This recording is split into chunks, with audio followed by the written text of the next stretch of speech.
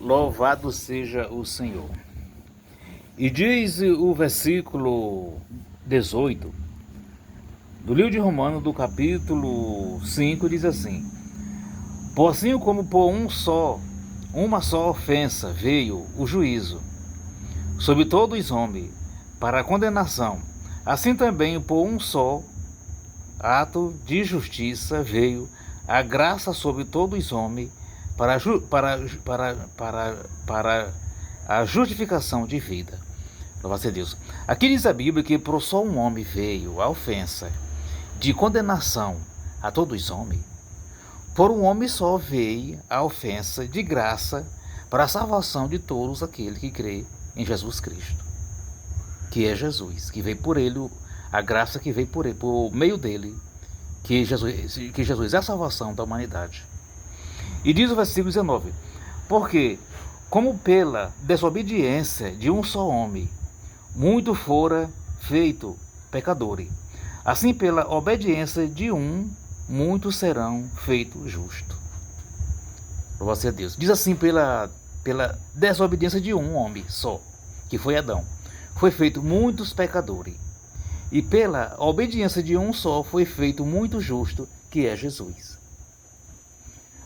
Por Adão, todos pecaram e vieram ser condenados pela desobediência do nosso pai Adão. E por Jesus veio a graça e a salvação. Por meio de Jesus, para todo que crê nele tem a salvação, não é condenado. Louvado seja Deus. E diz o versículo 20: Veio, porém, a lei, para que a ofensa abundasse, mas onde o pecado abundou, superabundou a graça. Veio a lei, para que o pecado abundasse. Louvado seja Deus, que diz aqui a palavra de Deus. E que a ofensa abundasse, mas onde o pecado abundou, superabundou a graça.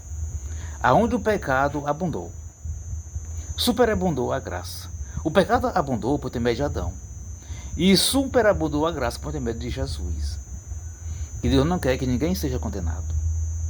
Deus quer que toda a humanidade alcance o reino dos céus, porque todos nós, prova de Deus, nós somos imagem de Deus. As mulheres são imagem de Eva, nossa mãe. Deus não condena nem homem nem mulher.